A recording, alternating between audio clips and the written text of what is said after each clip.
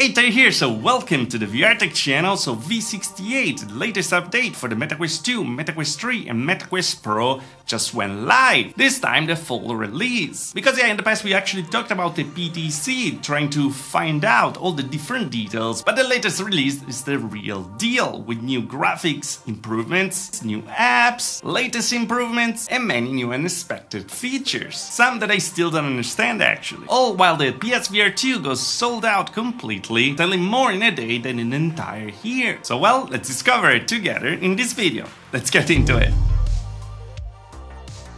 Alright, here we are. So as always, the update is gonna start to roll out from today. If you don't receive it right away, don't worry, it's gonna arrive. Meta has this rollout feature that actually works sometimes doesn't. For example, I didn't receive v68 final version just yet, but I'm still stuck on the previous PTC version, the beta channel. I made a guide over here to force the actual update, and the other way will be just to turn off the device, and when it tells you to turn off or restart, you can sometimes select update the device when it's connected to the power. But yeah, it's not a science, it's a mess like always. But yeah, let's discover the update, shall we? Because there's some interesting stuff. I'm gonna start with the one that I don't like at all from the very beginning, and is the new MetaQuest mobile app that now is called Meta Horizon Mobile App. Why? The particular thing here is they went through a complete redesign. Now it's gonna be in light mode instead of dark mode right off the bat. And in theory, it should be a bit easier to actually socialize with people, because you can start also calls, not just from inside the headsets, but also through the app. There's a little perk over there. What's particular, what you're gonna notice right away, and why for me is completely not understandable, is the fact that without saying anything, they actually changed the icon and the name of the app altogether. So completely gone is the Oculus logo right now, or the Meta logo for matter of fact, and now we're stuck with this weird logo and the new Meta Horizon app. I don't really care if the app is better or not, the communication here was just bad. Imagine it's not actually in your list on your phone, and then this thing changes completely and you're not actually able to find it. It shouldn't be such a rollout, as they do pretty much everything that takes a while, and say, hey, this app is going to be renamed to this and it's going to change the logo. Instead they just changed it altogether, and now we're stuck with it. This is might be because new devices are going to arrive with the Horizon OS, this new way to actually give their software to other manufacturers to actually create new headsets. So everything, the ecosystem is getting ready and might start to actually make sense later, but right now that we just have the Quest 2, the Quest 3 and the Quest Pro and the original Quest, it just doesn't make sense. Anyway, we already talked about it, but what's arriving also with v68 is Meta AI on the Meta Quest. This is an AI power assistant right now. It's gonna work just in the US that enables seamless access to information or insight about your life and surrounding. And it's gonna be able to actually use the pass-through to give information about what it's seeing and, talk with you. This is gonna substitute completely the voice assistant, and yeah, AI gets everywhere, even on your headset right now. But talking about new things and new apps, now with v68 we're gonna have the layout app pre-installed on the system. I actually didn't find it directly, I had to use the app on the phone to actually install it over there. But yeah, this is a new utility app designed to help you spatially measure, align and visualize the real-world objects directly in your physical space using the pass-through.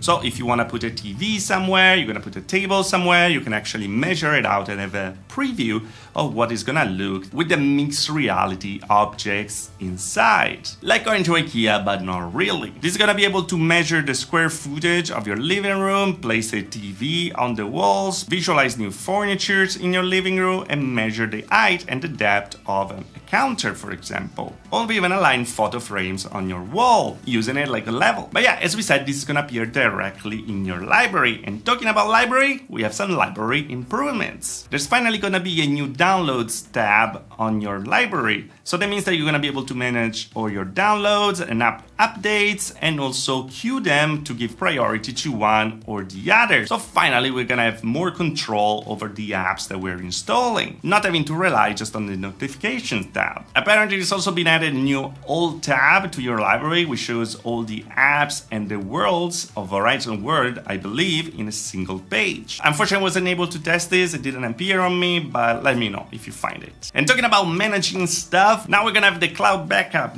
management. This is gonna be in system settings and backups, and you're gonna be able to just manage the different saves for the different games. So if there's a save that you wanna delete, you can do it.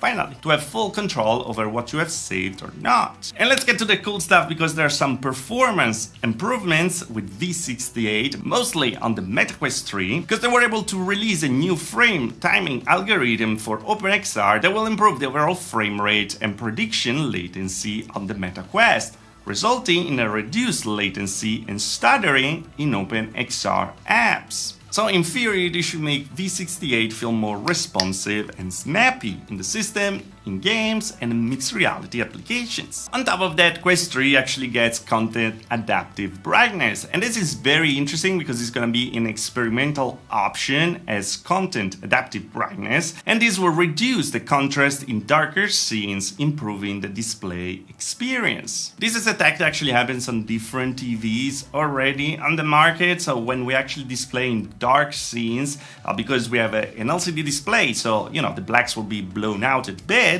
Well, what they do, they reduce the brightness directly, so the blacks will feel more black and the entire scene will feel darker, changing the contrast ratio on the fly. So yeah, this should make horror or space games much more immersive. I don't know if it's gonna work also with the link as local dimming does on the Quest Pro, but I hope so, because this seems an awesome feature to have on Elite Dangerous. Anyway, there's some ease to life improvements. We already talked about the audio balance adjustment for the microphone with the recording, and talking about recording, we also have a new resolution for the screenshots that now get to a resolution of 2160 by 2160 each eye instead of 1440 by 1440, so you'll be actually able to read what's in the screenshot right now. There's a new low battery alert, so when you put down your Quest, it's gonna beep if the battery is low, so you're gonna be able to just know when to charge it. They actually enabled in-headset touch controller pairing, so you don't need the app anymore to actually pair your controllers if something happens with them. I don't know why that wasn't there from the beginning. And we have virtual keyboard improvements. So when you have to type something, the keyboard will appear in a more optimal position and will not overlap anymore with the screens. Of course, we already saw you can move the keyboard around and reposition it where you want, and the keyboard will also reappear in the same places where you had it before, or of course is to use. And yeah, talking about PSVR2, is only actually running a $200 deal on the PSVR2. If you buy it right now, it's actually getting sold out on Amazon, but is still available on the Sony website directly if you're interested. Probably should make a video about it if it's still worth it right now to get, but at that price it's just amazing. We know that the official support for PC is just around the corner, arriving August 6th. So if you were thinking about grabbing it, well, that is the right time. It's just curious that they were able to sell more in one day, improving 2,000 times the sales number than what they did in an entire year. But let's be honest, that's completely on them for the completely lack of investments there. But yeah, here we have it. This was v68 for the MetaQuest 2, MetaQuest 3 and MetaQuest Pro. I'm really interested to see these improvements with the MetaQuest 3 when it comes to graphics and latency, because they didn't really go very in depth with details about it. We know that it's on OpenXR's application potentially, but seems to be also on the entire system where they say it's going to be snappier and everything. I'm really curious to receive this new update and test it out to see if all these things are actually true, as they say, and exciting, as they say. And for sure, I'm very curious about the new adaptive contrast experimental feature. That to me is the most important part of this update, and of course, it's an experimental thing. But hey, let me know if you received it already and what you think about it. This time I didn't get very lucky, but maybe you are. It's always kind of a lottery when it comes to these updates. But yeah, let me know what you think about it in the comments below. And as always, guys, if you liked the video, like. If you didn't like the video, dislike. Subscribe to the channel for more about VR tech. If you love the channel, join button on there. Little on further. Also the Patreon. Thanks for the Patreon. So join the channel, of course. And for new updates about the Quest, you are in the right place. So see you guys in the next video. Thanks for watching. Ciao.